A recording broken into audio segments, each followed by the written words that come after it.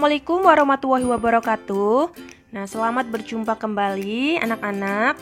Kali ini kita akan membahas mengenai usaha, energi, dan daya. Namun untuk bagian video yang pertama ini, Ibu akan membahas mengenai konsep usaha. Nah, perhatikan ilustrasi berikut ini. Kenapa troli tersebut dapat bergerak? Ya, troli ini melakukan usaha. Nah, jadi apa yang dimaksud dengan usaha? Nah, usaha adalah perpindahan energi melalui gaya yang diberikan ke benda sehingga menyebabkan benda tersebut berpindah. Contohnya, di sini ada sebuah almari diberikan gaya dorong. Nah, untuk almari yang pertama, dia diberikan gaya dorong. Nah, namun almari tersebut tetap diam. Nah, karena tetap diam, maka almari tersebut dapat dikatakan tidak melakukan usaha. Contoh yang kedua, nah di sini juga ada sebuah almari diberikan gaya dorong. Nah, ketika almari tersebut berpindah, nah, maka almari tersebut dapat dikatakan melakukan usaha. Secara matematis, usaha adalah hasil kali perpindahan dikali gaya yang sejajar dengan perpindahan tersebut. Nah, untuk rumusnya adalah W sama dengan F dikali S. Rumus ini digunakan untuk gaya yang arahnya sejajar dengan perpindahan. Namun, jika gaya yang dikenai benda tersebut tidak sejajar atau membentuk sudut, nah maka rumusnya yang digunakan adalah W sama dengan F kali S dikali cos theta, di mana V sama dengan gaya, S adalah perpindahan, dan theta adalah sudut yang dibentuk oleh gaya dan perpindahan. Contoh soal yang pertama.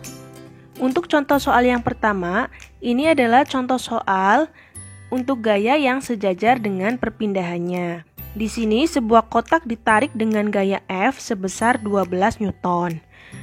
Kemudian kotak tersebut berpindah 4 meter ke kanan dari posisi semula. Tentukan usaha yang dilakukan gaya pada kotak tersebut. Dari soal ini dapat kita ketahui besar gayanya sebesar 12 Newton. Kemudian perpindahannya S sama dengan 4 meter. Nah, maka yang ditanya di sini adalah usaha atau W-nya. Terus kita masukkan ke dalam persamaan W sama dengan F dikali S.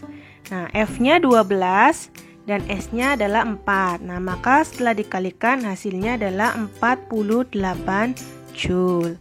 Untuk contoh soal yang kedua, nah contoh soal yang kedua ini juga masih sama untuk gaya yang sejajar dengan perpindahannya. Dua buah gaya, masing-masing F1 sama dengan 10 Newton dan F2 sama dengan 5 Newton. Bekerja pada sebuah benda yang terletak pada suatu permukaan lantai. Jika benda berpindah ke kanan sejauh 5 meter, tentukan usaha yang dilakukan pada benda oleh kedua gaya tersebut. Dari soal ini yang diketahui adalah F1 sama dengan 10 Newton dan F2-nya sebesar 5 Newton. Kemudian berpindah sejauh 5 meter, maka S-nya sama dengan 5 meter. Yang ditanya adalah besar usahanya atau W-nya. Penyelesaiannya dimasukkan ke persamaan yang seperti nomor 1 tadi.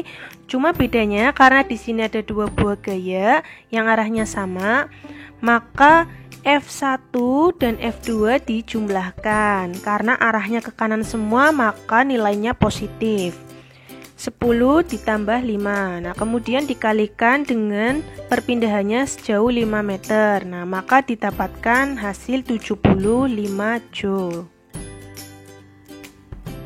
Untuk contoh soal yang ketiga, nah untuk contoh soal yang ketiga ini untuk gaya yang diberikan ke benda yang membentuk sudut. Contohnya sebuah benda bermasa 2 kg diberi gaya 20 Newton pada lantai licin seperti pada gambar. Gaya yang diberikan membentuk sudut terhadap garis horizontal. Jika benda berpindah sejauh 5 meter, maka tentukan besar usaha untuk memindahkan benda tersebut.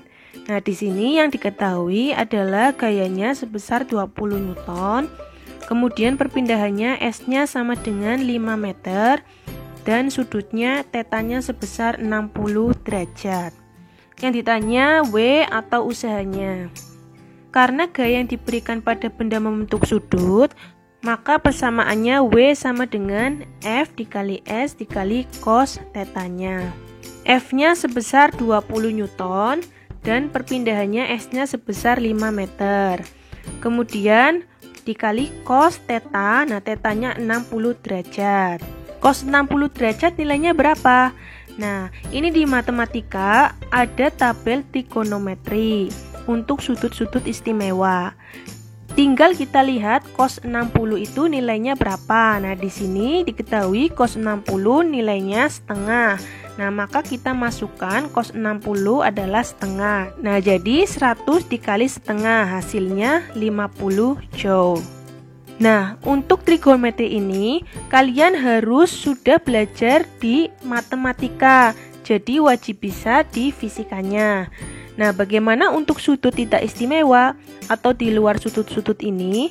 Nah, untuk sudut yang tidak istimewa, tinggal kita gunakan kalkulator atau tabel yang ada di matematika. Nah, contohnya pada contoh soal yang keempat ini. Sebuah balok ditarik dengan gaya sebesar 120 Newton, membentuk sudut 37 derajat. Jika balok bergeser sejauh 10 meter, nah, tentukan usaha yang dilakukan balok tersebut. Nah, di sini yang diketahui gayanya sebesar 120 Newton. Nah, kemudian perpindahannya S-nya sebesar 10 meter dan sudutnya sebesar 37 derajat. Yang ditanya adalah usahanya. Untuk menyelesaikan soal ini, sama seperti soal yang ketiga tadi, persamaannya adalah W sama dengan F dikali S dikali cos theta. F-nya itu sebesar 120 dan S-nya sebesar 10 dan cos-nya sebesar 37 derajat. Nah, 37 derajat ini kan bukan sudut istimewa, tidak ada di tabel. Maka tinggal kita pakai kalkulator saja.